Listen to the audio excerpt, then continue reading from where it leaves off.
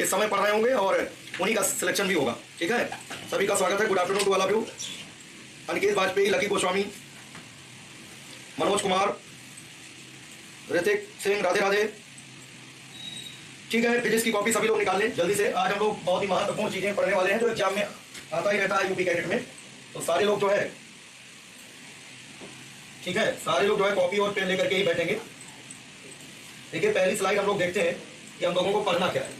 देखो, स्लाइड पर आपको हेडिंग देखने को मिलेगी कि आपको पढ़ना क्या है। सबसे पहला पॉइंट ये है। ठीक है, सारे लोग लाइव उठ जाएं। पहली स्लाइड देखिएगा। देखिए, जैसा कि यहां पर लिखा सबसे बेसिक, द्रव्य या पदार्थ, जिसको अंग्रेजी में लिखा है मैटर। तो सबसे पहले आप लोग बताएं मैटर क्या होता है, द्रव्य किसे कहते हैं। जल्दी से बताएं सभी लोग, द्रव्य क्या है। आप लोगों ने केमिस्ट्री का पहला चैप्टर पढ़ा होगा, उसमें सबसे पहले द्रव्य के बारे में ही बताया जाता है कि मैटर क्या होता है। मोहम्मद सद्दाम, नमस्ते बेटा। रोहित, जल्दी से सारे लोग आ जाओ, अभी कम लोग आए हैं, सब लोग जुड़ जाएं। जल्दी से इसकी डेफिनेशन बताइए कि द्रव्य क्या है, पदार्थ क्या है, मैटर किसे कहते हैं। व्हाट इज मैटर, द्रव्य क्या है, मैटर किसे कहते हैं। जल्दी से आप लोग डेफिनेशन बताएं। मैटर, अभी तक किसी का जवाब नहीं आया। तो द्रव्य, देखिए, द्रव्य वह वस्तु होती है जिसमें भार होता है और स्थान घेरती है। द्रव्य वह वस्तु है, वह चीज है जिसमें भार होता है तथा वह स्थान घेरती है। ठीक है, बिल्कुल सही है रोहित, बिल्कुल सही, वेरी गुड। ठीक, बहुत बढ़िया। तो यहां पर द्रव्य की परिभाषा लिख सकते हैं। द्रव्य वह वस्तु है, वस्तु है जिसमें भार होता है, जिसमें भार होता है बच्चों, वह स्थान घेरती है। मास होता है, वेट होता है और वो स्पेस ऑक्युपाई करती है, स्थान घेरती है। द्रव्य वह वस्तु है जिसमें भार होता है, वह स्थान घेरती है, उसे द्रव्य कहते हैं। ठीक है, लगभग सभी लोगों का उत्तर आ गया है। जिसमें भार होता है और स्थान घेरे, उसी पदार्थ को क्या बोलते हैं, द्रव्य कहते हैं। अब अगर हम पूछें द्रव्य की कितनी भौतिक अवस्थाएं होती हैं, द्रव्य की अवस्थाएं, द्रव्य की अवस्थाएं वैसे बच्चों जो आप लोग बेसिकली सुनते चले आए हो, 3 अवस्थाएं होती हैं, लेकिन वास्तव में द्रव्य की 5 अवस्थाएं होती हैं। द्रव्य की 5 अवस्थाएं, एक होता बच्चों ठोस, सॉलिड, दूसरा होता द्रव, और तीसरी अवस्था का नाम है गैस, चौथी अवस्था का नाम है बच्चों यहां पर प्लाज्मा, प्लाज्मा चौथी अवस्था है। अब 5वीं अवस्था का नाम है Bose Einstein, Bose Einstein condensate, Bose Einstein condensate. ये द्रव्य की 5 अवस्थाएं होती हैं, ठोस, द्रव और गैस। बेसिकली हम लोग इन्हीं 3 अवस्थाओं का अध्ययन करते हैं, ठोस, द्रव और गैस। वैसे द्रव्य की ये 5 अवस्थाएं हैं, ठोस, द्रव, gas, plasma, Bose Einstein condensate. इसको शॉर्ट में बीईसी कहते हैं। ये Bose Einstein condensate, this is the 5th state of matter. ये द्रव्य की 5वीं अवस्था है, ये बीईसी होता है। ठीक है, इतना पॉइंट याद रखना कि द्रव्य की ये 5 अवस्थाएं हैं, ठोस, द्रव, गैस, प्लाज्मा और जो है बोस आइंस्टीन कंडेंसेट।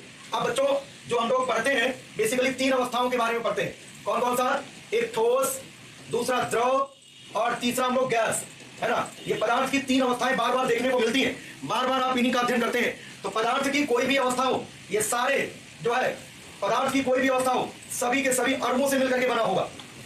सभी पदार्थ अणुओं से मिलकर बने होते हैं, सभी पदार्थ अणुओं से मिलकर बने होते हैं, सभी पदार्थ बच्चों अणुओं से मिलकर के बने होते हैं, मॉलिक्यूल से मिलकर के बने होते हैं। सारे के सारे पदार्थ जो है किससे मिलकर के बने होते हैं, मॉलिक्यूल से। मॉलिक्यूल्स का मतलब होता है अणुओं से मिलकर के बने होते हैं। और ये जो ठोस होते हैं, ध्यान देना, जैसे हम यहाँ पर ठोस दिखा रहे हैं, ये ठोस है, और यहाँ पर एक पदार्थ हम यहाँ पर द्रव दिखा रहे हैं, और एक तीसरा पदार्थ यहाँ पर गैस। प्यारे बच्चों, जो ठोस के अणु होते हैं बहुत समीप समीप होते हैं, ठोस के जो अणु होते हैं बहुत पास पास होते हैं, ये ठोस होते हैं। और द्रव के अणु थोड़े से दूर दूर होते हैं बच्चों, इनके अणुओं के बीच का जो स्पेस होता है थोड़े से ज्यादा होता है। और जो गैस के मॉलिक्यूल्स होते हैं वो बहुत दूर दूर होते हैं, गैस के मॉलिक्यूल्स बहुत दूर दूर होते हैं। ये ठोस है, ठोस की आकृति और आकार निश्चित होता है।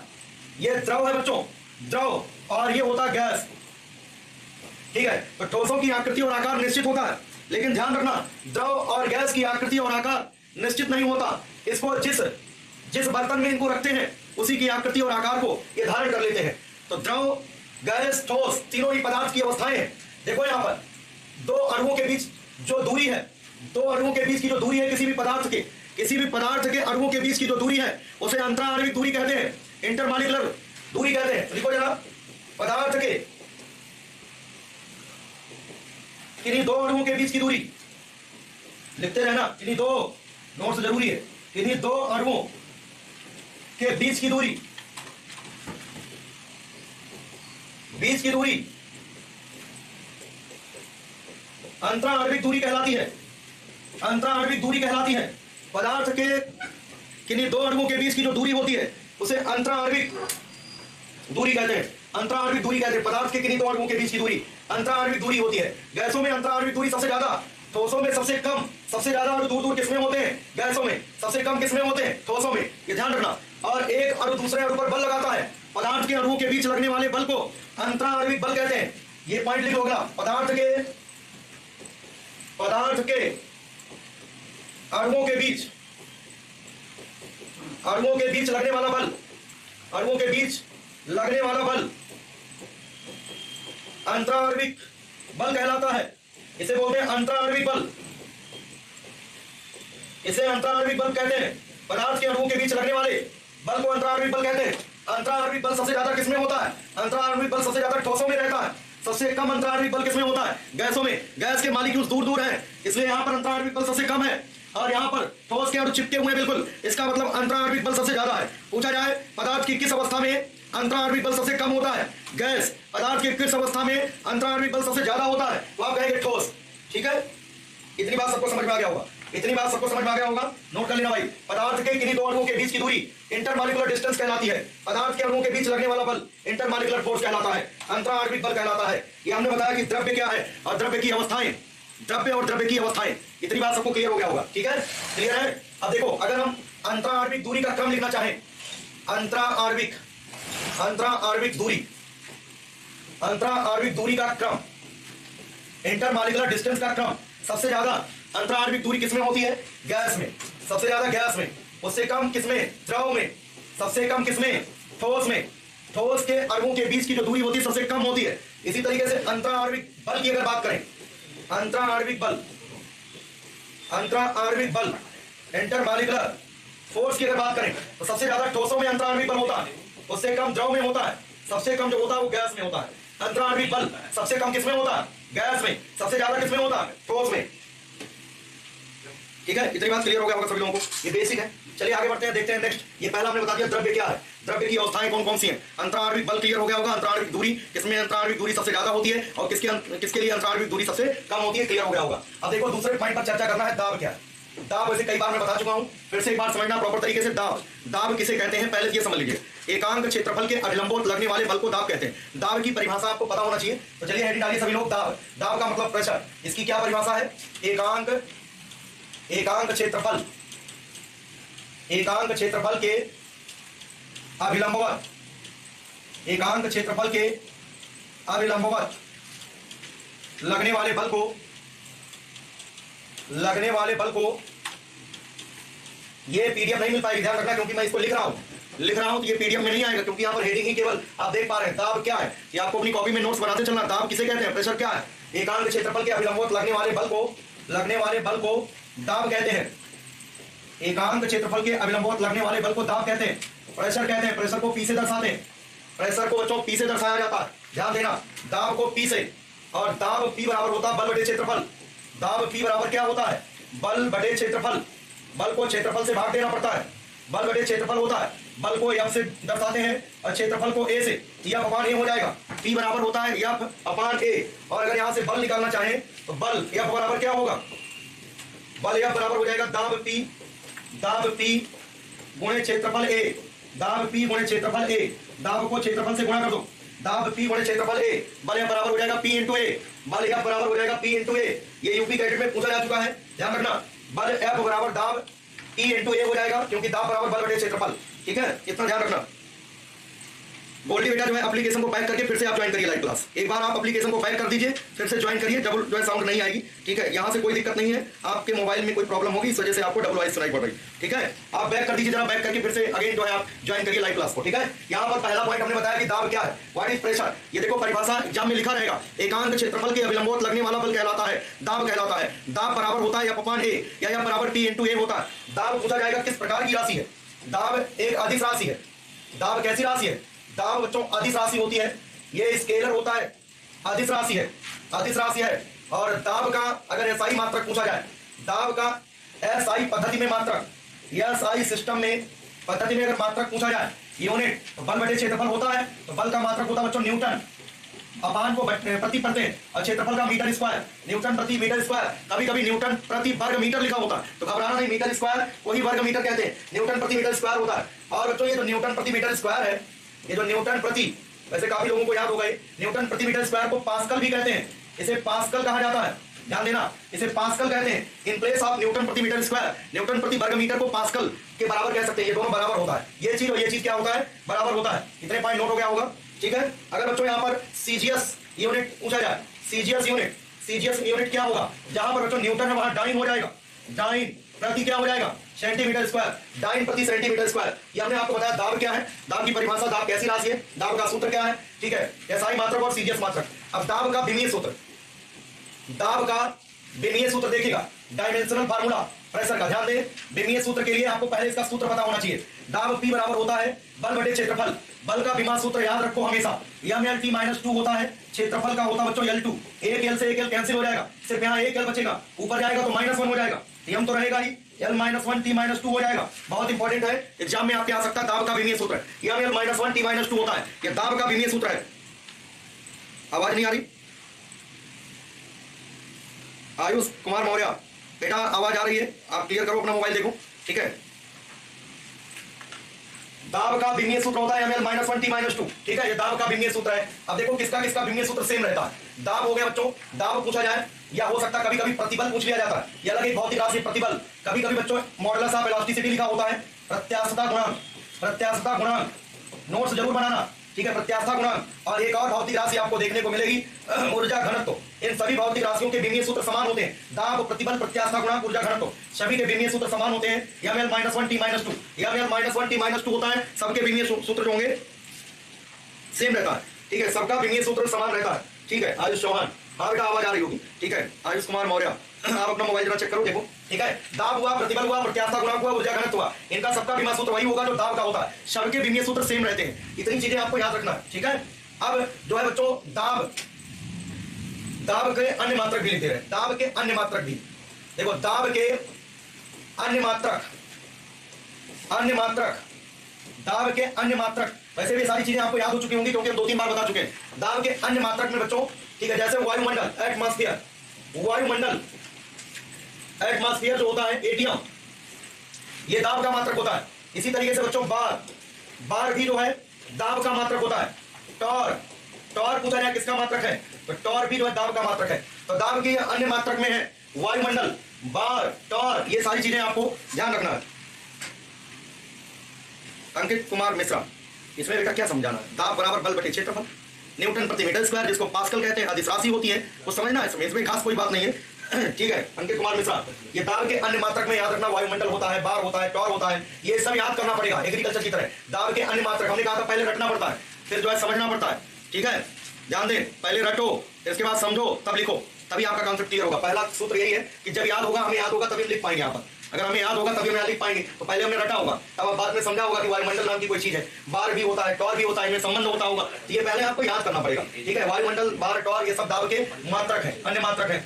बच्चों देखिए, एक वायुमंडलीय दाब जो होता है, एक वायुमंडलीय दाब, एक वायुमंडलीय दाब जो होता है,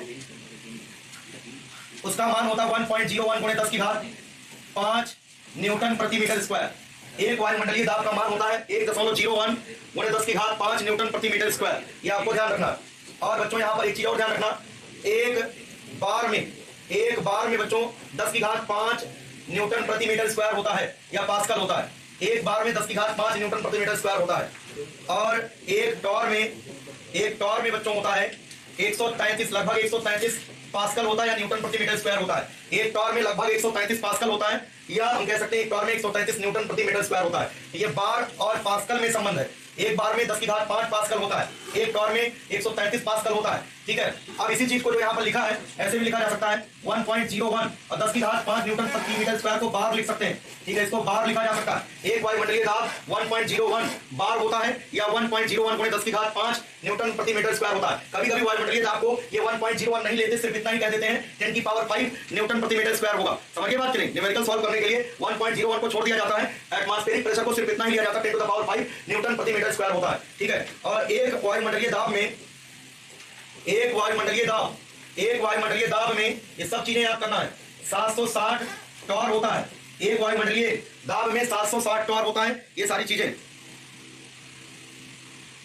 अमन कुमार रावत कह रहे हैं एक एटीएम कितना होता है, यही तो एटीएम है, वायुमंडलीय दाब, एटमॉस्फेरिक प्रेशर। एक एटीएम में 1.01 गुणे 10⁵ न्यूटन प्रति मीटर स्क्वायर या पास्कल होता है, या इसी को 1.01 बार कहते हैं। या एक एटीएम में, ये एटमॉस्फेरिक प्रेशर है, वायुमंडलीय दाब में 760 टॉर होता है, एक बार में 10⁵ न्यूटन प्रति मीटर स्क्वायर होता है, एक टॉर में 133 पास्कल होता है।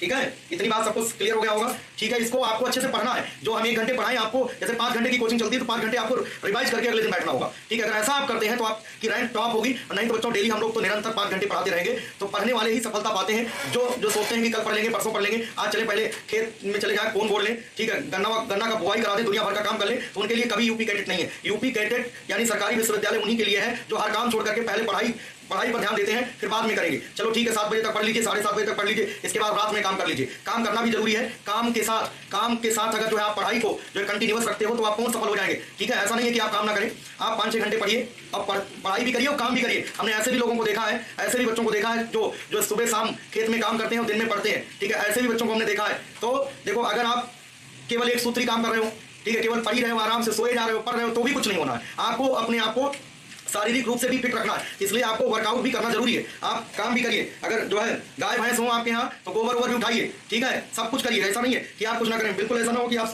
जो है शहर में हो, शहर के लोग देखो कितना जो है तेजी से कोरोना और फैल रहा है। समझिए बात की नहीं। और जो मजबूत है गाँव के लोग, उनमें कोरोना नहीं आ रहा। ठीक है, जो बिल्कुल एकदम फूले हुए हैं, ठीक है, वो गप्पे खा करके उन्हीं को दिक्कत हो रही है। इसलिए आप लोग पढ़ाई पर ध्यान दें और काम भी करिए, है ना, ऐसा नहीं है। ठीक है, कोई बात नहीं। अमन कुमार कह रहे हैं आपके बताने से पहले पूछा, तो आपको पूछने की जरूरत नहीं, हमारे हर पॉइंट बताते हैं। एक वायुमंडलीय दाब में ये सारी चीजें हमने बता दिया, इसको नोट कर लो सारे लोग। ठीक है, नोट हो गया सभी का? अगर सभी का नोट हो गया हो तो एक बार कमेंट कर दो, फिर जो है आगे चले। ठीक है, जितने पॉइंट यहाँ पर लिखे जा रहे हैं सारे पॉइंट्स आप लोगों को याद होने चाहिए। ठीक है, आज नहीं याद हो रहा तो कल जरूर याद करके बैठे, तभी काम चलेगा। ठीक है, क्लियर है सभी को? 2 क्वेश्चन और लिख लो जरा। वायुमंडलीय दाब का मापन, वायुमंडलीय दाब मापा जाता है, वायुमंडलीय दाब मापा जाता है। आंसर लिख लो जरा इसका, बैरोमीटर से। बैरोमीटर कहीं आ जाए तो ये समझ जाना एटमॉस्फेरिक प्रेशर इसे मापते हैं। बैरोमीटर से जो है वायुमंडलीय दाब और गेज दाब, और आज ही बताएंगे कि गेज दाब होता क्या है। गेज दाब का मापन, गेज दाब का मापन जो होता है, गेज दाब जो मापते हैं वो मैनोमीटर से मापते हैं। मैनोमीटर से जो है बच्चों गेज दाब मापा जाता है। अभी हम बताएंगे थोड़ी देर में कि गेज दाब कहते किसे हैं। गेज दाब का मापन किससे होता है? मैनोमीटर से होता है। और वायुमंडलीय दाब का मापन किससे होता है? बैरोमीटर से होता है। ठीक है, इतनी बात सबको याद भी होगा पहले से। चलिए नेक्स्ट स्लाइड में देखते हैं कि क्या पढ़ना है। यहाँ पर हमने इंट्रोडक्शन दे दिया अबाउट प्रेशर। प्रेशर आप लोगों को समझ में आ गया होगा। यहाँ पर लिखा है, देखो बल और दाब में संबंध, क्या दिक्कत है अभी पहले बता दिए। बल और दाब में क्या संबंध है? दाब बराबर क्या होता है? दाब बराबर होता है बल F बटे क्षेत्रफल A। क्षेत्रफल A, यही संबंध है, पूछा जाएगा एग्जाम में। दाब P बराबर होगा बल बटे क्षेत्रफल। या तो हो सकता है ऐसा लिखा हो, अभी बताया भी था कि बल F बराबर हो जाएगा, बल F बराबर हो जाएगा दाब, यही यूपी कैडेट में ऐसे ही लिखा था, दाब P गुणे क्षेत्रफल A। क्षेत्रफल A P इंटू A हो जाएगा। ये दाब और बल में संबंध है, relation between force and pressure. Force और प्रेशर में ये संबंध होता है। ठीक है, चलिए आगे बढ़ते हैं। Next slide. यहाँ पर देखिए दाब के मात्रक पहले ही बता दिया, पहली स्लाइड में दाब के कौन कौन से मात्रक हैं सब आपको पता होना चाहिए। एसआई मात्रक न्यूटन प्रति मीटर स्क्वायर, जिसको पास्कल कहते हैं। सीजीएस मात्रक जो होता है डाइन प्रति सेंटीमीटर स्क्वायर होता है। बीमा सूत्र भी इसका लिख सकते हैं, ml-1 t-2 होता है। और भी सारी चीजें हमने आपको नोट करा दिया। चलिए नेक्स्ट देखते हैं अगली स्लाइड। अगली स्लाइड में क्या है? द्रव के अंदर किसी बिंदु पर दाब। द्रव के अंदर बच्चों किसी बिंदु पर हम लोगों को दाब के बारे में समझना है। जैसे मान लो ये द्रव है, सपोज दैट ये द्रव है, और द्रव के अंदर किसी पॉइंट पर आपको प्रेशर जानना है कि प्रेशर का फार्मूला क्या होता है। आपके एग्जाम में सिर्फ इतना ही पूछा जाता है कि जो है द्रव द्रव के अंदर एच गहराई में दाब, द्रव के अंदर एच गहराई में दाब क्या होता है? जैसे देखो यहाँ पर द्रव की मुक्त सतह से, द्रव की मुक्त सतह से बच्चों यहाँ पर ध्यान दें, मुक्त सतह से हम लोग मान लो एच गहराई में डाल रहे हैं। कितनी गहराई में? एच गहराई में कोई पॉइंट है, इस पॉइंट पर जो दाब होता है, द्रव का जो दाब होता है, तरल का जो दाब होता है, इसका सूत्र, द्रव के अंदर किसी बिंदु पर दाब का सूत्र, यही पूछा जाएगा, दाब का सूत्र होता है, इसका सूत्र सिर्फ आपको याद रखना है, क्या होता है? एच डी इंटू जी, एच डी जी, या कभी कभी बच्चों ऐसे ऑप्शन में लिखा रहता है एच रो जी। सिर्फ आप इतना याद रखिए, डेरिवेशन करने की कोई जरूरत नहीं है यहाँ पर, सिर्फ ये सूत्र याद रखिएगा कि जो है द्रव के अंदर किसी भी बिंदु पर एच गहराई में बात करते हैं, द्रव की मुक्त सतह से एच गहराई में जाने पर कोई बिंदु है, उस पॉइंट पर द्रव का जो दाब होता है उसका सूत्र है बच्चों एच डी जी, ठीक है, या एच रो जी। यहाँ पर डी या रो की बात करें, अगर हम बात करें कि डी या रो क्या है, तो डी या रो का मतलब है बच्चों, इसका मतलब होता है घनत्व, द्रव का घनत्व होता है। अभी हम घनत्व की भी चर्चा करेंगे, डेंसिटी होता है, डी या रो को घनत्व कहते हैं। एच का मतलब जितनी गहराई में जाते हैं, और जी का मतलब होता है बच्चों गुरुत्वीय त्वरण, ध्यान देना, इसको बोलते हैं गुरुत्वीय त्वरण, ग्रेविटेशनल एक्सेलरेशन कहते हैं, गुरुत्वीय त्वरण बोला जाता है। तो जैसे जैसे गहराई में जाएंगे, द्रव के अंदर जितनी ज्यादा गहराई में चले जाएंगे उतना ज्यादा क्या होगा? प्रेशर बढ़ता जाएगा। जैसे जैसे डेप्थ बढ़ेगी वैसे वैसे प्रेशर जो है क्या होगा? बढ़ता जाएगा। एच डी जी या एच रो जी आपको याद रखना है, ये जरा नोट कर ले सभी लोग। द्रव के अंदर किसी बिंदु पर दाब का सूत्र होता है एच डी जी या एच रो जी, ठीक है, इतनी बात सबको समझ में आ गया होगा। अब ये बताओ, अगर यहाँ पर वायुमंडलीय दाब को पी नॉट मान ले, वायुमंडल का दाब पी नॉट मान ले, और इस द्रव का दाब, अपना स्वयं का दाब यहाँ पर कितना है? एच डी जी है। स्वयं का दाब कितना है? द्रव का जो दाब है वो एच डी जी है, और वायुमंडल का दाब कितना है? पी नॉट है। तो अगर कुल दाब की बात किया जाए, यहाँ पर देखो, द्रव के अंदर किसी बिंदु पर कुल दाब, अगर कुल दाब की बात किया जाए, कुल दाब को पी मान लो, तो क्या करोगे? जो वायुमंडलीय दाब है पी नॉट, उसमें एच गहराई वाला दाब जोड़ना पड़ेगा, एच डी जी। ये बच्चों कुल दाब का सूत्र है। कुल दाब, देखो दाब और कुल दाब दोनों में अंतर है। दाब अगर पूछा जाए तो एच डी जी रहेगा, लेकिन अगर टोटल प्रेशर पूछा जाए द्रव के अंदर, तो वायुमंडलीय दाब पी नॉट जितना है, पी जीरो जो लिखा, पी और जीरो, पी जीरो का मतलब एटमॉस्फेरिक प्रेशर, वायुमंडलीय दाब में एच डी जी आपको जोड़ना पड़ेगा, तो ये कुल दाब पता चल जाएगा। तो जब सवाल में कुल दाब पूछेगा तो ये P naught plus h d जी होगा, अगर सिर्फ दाब पूछेगा तो एच डी जी होता है, ठीक है। क्लियर है सभी को? समझ में आ रहा ना? यहाँ पर देखो P बराबर P naught plus h d जी, सबको क्लियर हो गया हो तो एक बार ऐसे लिखो। अगर सारे लोग क्लियर कर लिए हो इस टॉपिक को, यहाँ जो बोर्ड पर हमने बताया, एक बार ओके लिखें, अगर नहीं क्लियर है तो भी बता दो। यहाँ पर हम बता जा रहे हैं कि भाई एच गहराई में द्रव के अंदर दाब होता है एच डी जी या एच रो जी, और वायुमंडलीय दाब है पी नॉट, तो वायुमंडलीय दाब में एच डी जी जोड़ दो तो कुल दाब आ जाएगा। तो कुल दाब P बराबर P naught plus h d g आ गया, ये टोटल प्रेशर होगा, ठीक है। इतनी बात सबको क्लियर हो गया होगा। कुल दाब, द्रव के अंदर किसी बिंदु पर, ये जो दाब लिखा है यहाँ लिख दे रहे हैं कुल दाब, कुल दाब P बराबर P naught plus h d जी। अब देखो यहाँ पर P और पी नॉट इधर ले आओ, P माइनस पी नॉट बराबर कितना हो जाएगा? एच डी जी हो जाएगा। P माइनस पी नॉट बराबर क्या हो जाएगा? एच डी जी। मतलब द्रव के एच गहराई में, किसी लिक्विड में एच गहराई में जो दाब है P और वायुमंडलीय दाब का अंतर, देखो दाब P, कुल दाब और वायुमंडलीय दाब का अंतर, ये जो अंतर है बच्चों, किसी P माइनस पी नॉट को, जहां वेयर का मतलब जहां P माइनस पी नॉट को बच्चों गेज दाब कहा जाता है, इसे गेज दाब कहा जाता है। अभी हमने बताया था कि अभी थोड़ी देर में बताएंगे कि गेज दाब क्या होता है। तो द्रव की एच गहराई में कुल दाब व वायुमंडलीय दाब का अंतर गेज दाब कहलाता है, ठीक है। देखो यहाँ पर द्रव की एच गहराई में कुल दाब व वायुमंडलीय दाब का अंतर, वायुमंडलीय दाब का अंतर क्या कहलाता है? गेज दाब कहलाता है, गेज दाब कहलाता है, इसे गेज दाब कहते हैं, गेज प्रेशर। एच गहराई में कुल दाब व वायुमंडलीय दाब का अंतर गेज दाब कहलाता है। तो जरा ये लिख लो, द्रव की एच गहराई में कुल दाब व वायुमंडलीय दाब पी नॉट का अंतर जो होगा, P माइनस पी नॉट को गेज प्रेशर कहा जाता है। और इसी गेज दाब का मापन कौन करता है? मैनोमीटर। मैनोमीटर क्या मापेगा? गेज दाब। और सिर्फ वायुमंडल का दाब कौन मापेगा? तो आप कहोगे बैरोमीटर। बैरोमीटर जो होता है वो वायुमंडलीय दाब मापता है, और मैनोमीटर जो होता है, मैनोमीटर जो है गेज दाब मापता है। इतनी बात सबको क्लियर हो गया होगा, ठीक है। किसी को कोई दिक्कत हो बताना भाई, ठीक है। ये हमने एच गहराई में दाब ये क्लियर कर दिया। चलिए आगे बढ़ते हैं, नेक्स्ट सबको क्लियर होना चाहिए। अब देखिए द्रव के दाब के कुछ व्यवहारिक उदाहरण, ये जो उदाहरण है इनको जो है पढ़ना बहुत जरूरी है। द्रव के दाब के कुछ व्यवहारिक उदाहरण, किताब में आपके सारे उदाहरण लिखे मिलेंगे, ये सब आपको पीडीएफ दे दिया जाएगा। ये सारी पीडीएफ किताब से उन सारे बिंदुओं की चर्चा हो रही है जो मोस्टली विद्यार्थी जो छोड़ देते हैं और मोस्टली जो है पढ़ाते समय ध्यान में नहीं आता। उन सभी बिंदुओं को एकत्रित करके आप सभी बच्चों तक उनको पहुंचाने का मैं प्रयास करूंगा, जिससे कि आप लोग जो है 100 आपकी रैंक आए। एक भी बिंदु छूटना नहीं चाहिए, किताब का कुछ भी नहीं छूटना चाहिए, सब कुछ आपको याद होना चाहिए। अब इसे क्या तो कह रहे हैं गेज दाब का मात्रक। जो दाब का मात्रक होगा बच्चों वही दाबांतर का होगा। गेज दाब वास्तव में दाबांतर होता है, दो दाबों का अंतर होता है। जो दाब का मात्रक होगा वही गेज दाब का मात्रक होगा, कोई अलग दाब थोड़ी होता है, वो दो दाबों का अंतर होता है। तो दाब से दाब घटाओगे तो दाब ही आएगा। तो गेज दाब भी एक दाब होता है, लेकिन उसको मापने के लिए ऐसी युक्ति का इस्तेमाल किया जाता है जिसका नाम है मैनोमीटर। क्या नाम है? मैनोमीटर नाम है। ठीक है, उम्मीद है आप सभी को समझ में आ रहा होगा। जैसे यहाँ पर बच्चों एक उदाहरण है द्रव दाब का। बांध की दीवारें नीचे मोटी होती हैं, वह ऊपर पतली बनाई जाती हैं। जो बांध होता है, ठीक है, जो बांध बनाया जाता है, तो वहां पर बांध में जो या पुल की बात करते हैं, जैसे जो गंगा का पुल है, तो जो पुल बनता है तो नीचे जो जितनी गहराई में देखते हैं तो वहां पर चौड़ा होता है।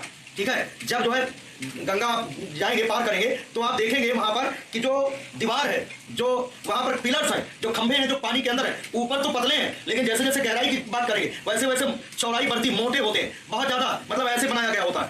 ऐसे जो पुल होते हैं इस तरीके से, ऐसे इस तरीके से रहते हैं। कहने का मतलब नीचे जो है चौड़ा रखा जाता है और ऊपर थोड़ा जो है सकरा रखा जाता है। इसका कारण क्या है कि जैसे जैसे गहराई की बात करेंगे तो क्या होता है, दाब बढ़ता है। तो दाब को जो है कम रखने के लिए क्षेत्रफल को बढ़ाना पड़ेगा, क्योंकि P बराबर होता है F/A। बच्चों जब नीचे ज्यादा क्षेत्रफल रखेंगे, क्षेत्रफल ज्यादा होगा तो दाब कम हो जाएगा, क्षेत्रफल ज्यादा होगा तो दाब कम हो जाएगा। इतनी बात समझ में आया सभी को? अगर किसी को कोई दिक्कत तो बताओ। किसी बच्चे को अगर कोई समस्या हो तुरंत बताएं। बांध की दीवारें नीचे मोटी व ऊपर पतली बनाई जाती हैं क्योंकि गहराई के साथ दाब बढ़ता है। गहराई के साथ दाब बढ़ता है और जब दाब बढ़ेगा तो ज्यादा बल लगेगा जो है बांध पर। इसलिए उस दबाव को घटाने के लिए क्षेत्रफल बढ़ाना पड़ता है, जिससे कि कम वहां पर दबाव लगे। ठीक है, ध्यान देना, यहाँ पर गहराई के साथ यह दाब बढ़ जाता है, अतः बांधों तथा तालाबों के निम्नतम भागों को अधिक बल सहन करना पड़ता है। अगर अधिक बल सहन करना पड़ता है तो जिससे कि कम बल वहां पर लगे, ठीक है, मतलब दाब को कम करना होगा, इसलिए नीचे के भाग को ऊपर की अपेक्षा अधिक मजबूत व अधिक क्षेत्रफल जो है वाला चौड़ा बनाया जाता। चौड़ा बनाने का मतलब क्षेत्रफल ज्यादा होगा तो दाब क्या होगा, कम होगा, जिससे कि जल के उतने ही भार का आरोपित दाब कम हो। पहले जितना भार था द्रव का, उसका जो भी बल रहा हो, और अब अगर चौड़ा बना दिया जाएगा तो क्षेत्रफल जो है बढ़ाने से द्रव का दाब जो है वहां पर कम हो जाएगा। द्रव दाब को कम करने के लिए यहाँ पर इसका उत्तर है, इसका एक लाइन में आंसर लिख लेना। द्रव दाब को कम करने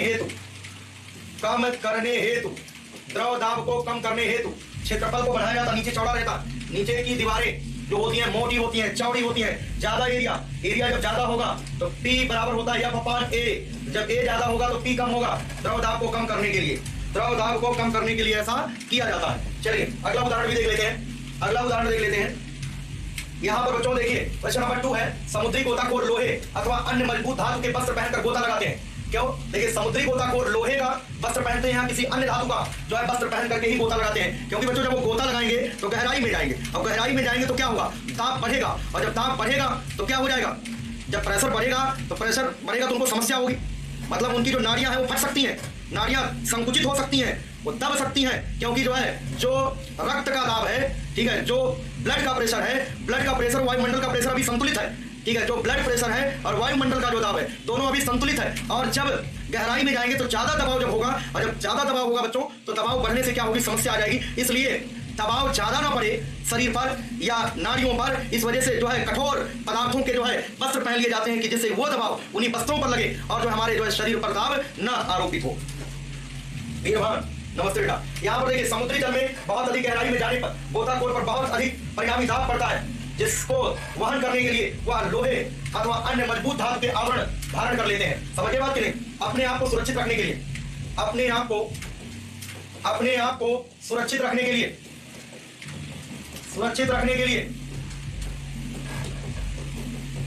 क्योंकि गहराई में जाने पर दाब बढ़ जाता है, ज्यादा दबाव व्यक्ति के शरीर पर लगेगा तो दिक्कतें आ जाएंगी।